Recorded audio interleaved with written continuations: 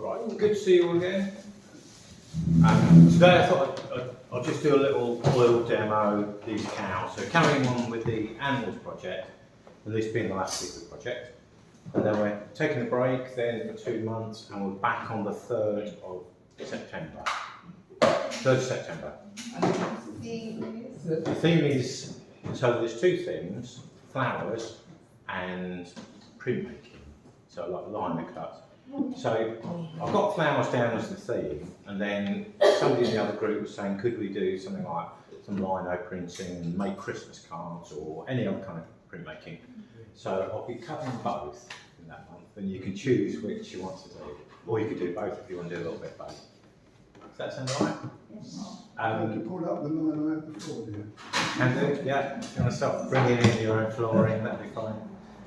If you've got any equipment, I'll have a look at what I've got at home and give you a heads up if there's anything. If there's stuff that I've got that you can use, then use what I've got. If there's bits and bobs we need to buy, then we'll have a look into it.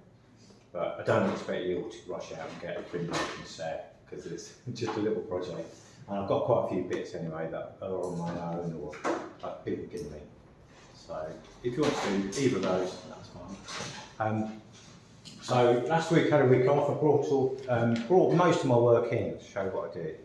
So these were where we mentioned. We went up to Stoke-on-Trent, and so it was a painting holiday for London plein air painters. So there was about 40 of us went up there, and we painted. This was one of the potteries called it's just gone, Gladstone pottery. So if any of you have ever watched that programme, the Pottery Throwdown, that's where it's filmed. And we had sort of private access to it. They didn't normally open on the Tuesday, apart from just a few school trips coming through. So it was a really great location, so we're all dotted around there. Did you only see the bucket for the tears, really? How many what? The bucket there for the tears. Bucket for the tears. Oh, is it? Oh, right. Yeah. I couldn't see the buckets. So that was a nice place to paint. We had all day there. This was another pottery, this one. This was, I forgot the name of that one. That'll come to me back in a minute. So some people painted inside. I quite like this sort of view of the canal.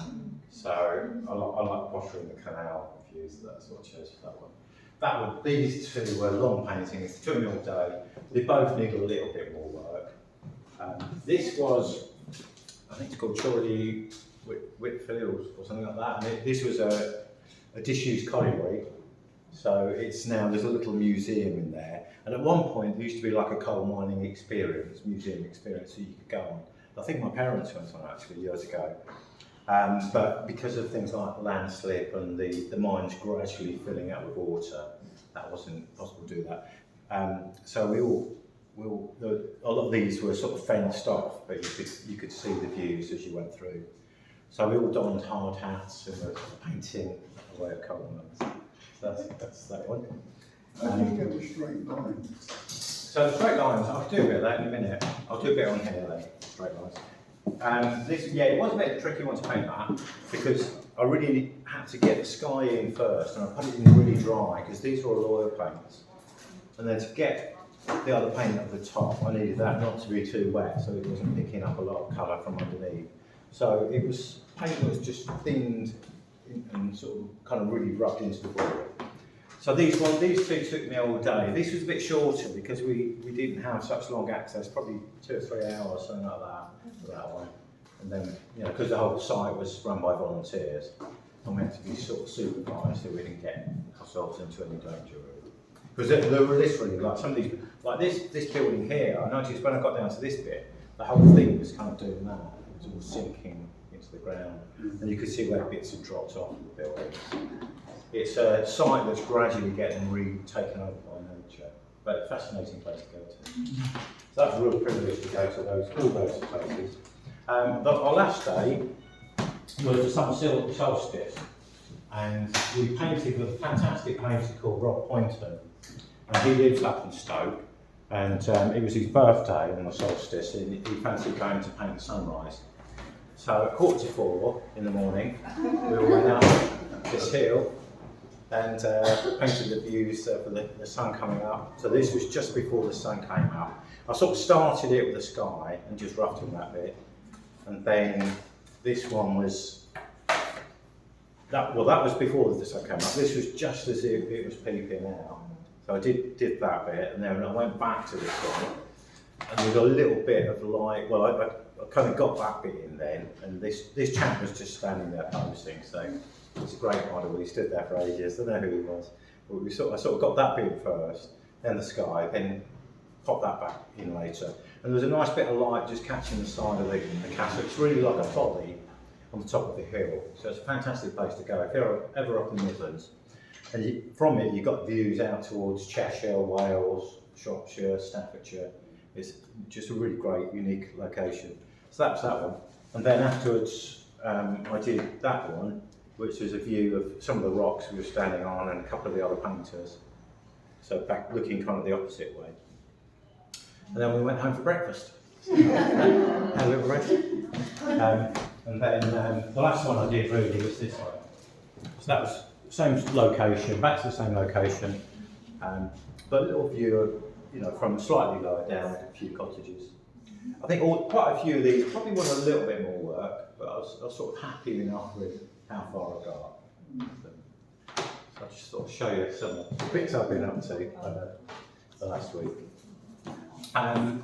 So moving on to back to the animals. This morning I actually did a view out the window, which wasn't too bad, but I thought maybe I'll get back to animals.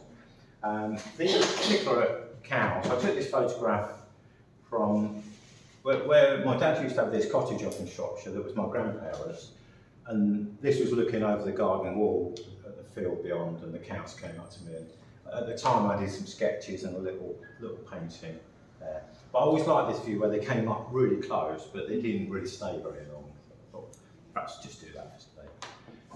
So that basically sketched it out with a pencil. Sometimes I use the pastel pencils, that can work nice, but I found that this board was the one I used the demo on this morning. It was still a little bit sticky. So just an ordinary pencil seemed to work all right on that. And I do find that I never used to like ordinary pencils on boards, but I find that they're actually not too bad. And I can kind of wash it out as well, quite easily, just scrub the pencil away. So these are quite smooth boards. It may not work the same on a canvas board that you get from the shop. Also, it's had quite a few coats of paint already, like primer and probably other demos underneath. So there's quite a bit of paint already, so it's not that absorbent. So that's that. You're asking about how I did all these lines on the Surely Wicked field. What I tend to do is get a fairly sharpish brush that I've got something that would suit. Here we go. These brushes are a little bit longer. I'll see if this one will work. So if I've got some black, just make it a tiny bit. I don't want it too. That might do. Basically, I just get like a straight edge. I'll use the palette, that should do it. So if I wanted something sharp like, yeah, I can do that sort of thing. So that's a flat brush, it's not too raggedy. You don't want one of those all splayed. And some of these lines are quite thick anyway, so I didn't want too thinner brush. But I find that just doing that is quite a good way of. So it's literally drawing as I went. So the difficulty was assessing all the angles. I was slightly out. I just wanted to be a tiny bit steeper here, and this bit actually came out a little bit further here. But it was really sort of drawing as I went with the paint. So I kind of started at the top. I started sort of up here and got down to here. Started getting the wheels in, and then just gradually worked my way down. So that's how I kind of went about that one. The difficulty is if it went wrong, if I rubbed it out, I was then rubbing out the paint underneath the sky. So I had to try and just get it. You can do a certain amount freehand that way. It's getting the paint sort of fluid enough. So you might be able to sort of get some slightly freehand marks. But again, it's the sort of thing, if you're not very confident about straight lines, you can always just practice on a bit of scrap. Rub it out after, if it's not needed. So that's that. Yeah, with the cows, how do I go about these? think possibly work from the back forwards, I think. So I've just put a little bit of grey in here, and I'll add some other colours to this. This is a Payne's grey, which is a slightly bluey grey. I've got a feeling it's black with a bit of blue mixed in and white. So back here, I'm tempted to just go a little bit darker when I see it. I'll put a little bit of red in as well. Because again, it's a painting and I want to keep it looking fairly lively. So the areas, I've got to be careful I don't go over the bits I don't want. So that can go in there. You could, if you wanted to paint the background first, that wouldn't be a bad idea. But I'll just keep this as a cow painting demo really. So I've just got to be careful I don't lose the structure of the ear that I've drawn in. I'm going to paint that in a tiny bit darker. So these water mixable oils, you could use the painting mediums quite good. So use a tiny bit of that. Or either medium or oil, just to thin the paint a little bit. Get that into there. And then I'll just leave that halo and just pop that in a minute. That's slightly, go back to the lighter stuff. That's slightly lighter there.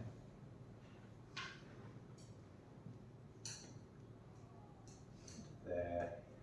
The legs are actually white, but I'm going to make those darker just so they stand out.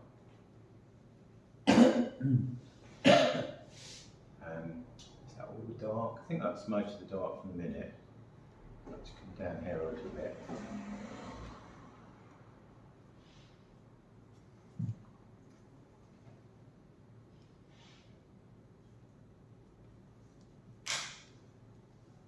And I'll pop this ear in.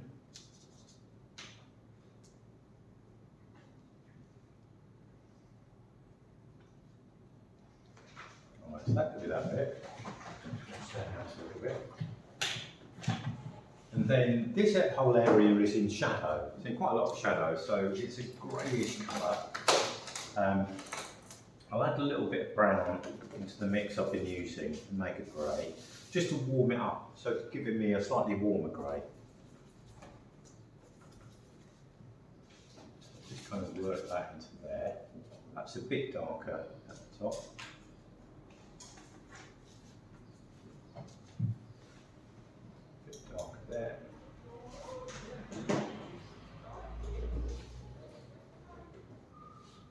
Through there.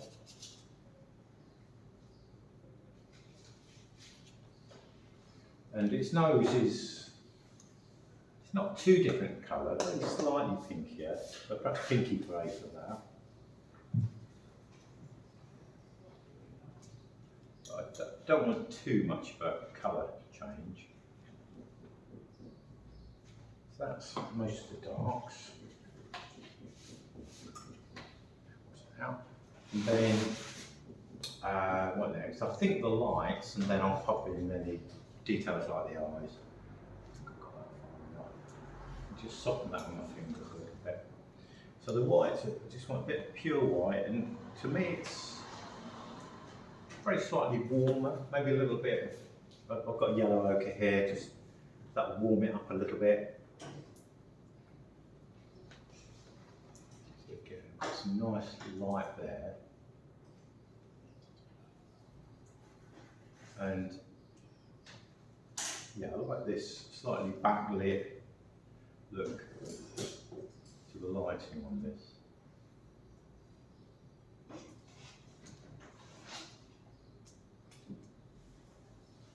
This side is not quite so bright, so I'll just get all the bright bits in first. This bit here. So again here, sometimes it's quite nice to use the white a bit thicker.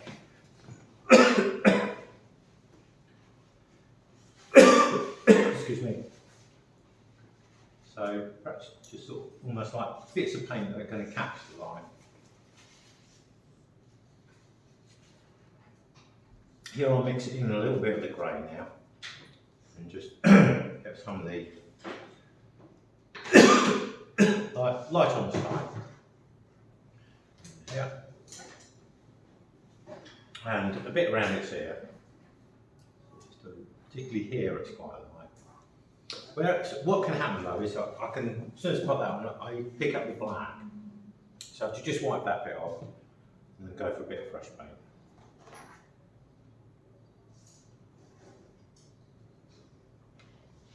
It's still picking a bit too much up. So it's sort of really a light touch. It doesn't matter quite so much at the bottom. It's a little bit darker. And do the same on this side. Just a little bit of line there.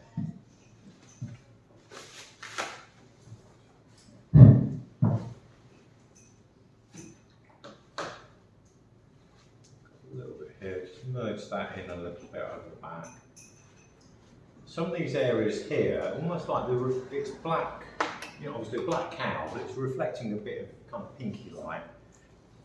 So again, tiny little bit of pink in with the in with the grey.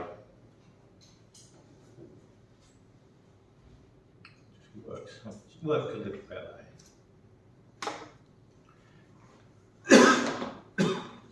Right. Pop the side in. Bit shadow for the nose.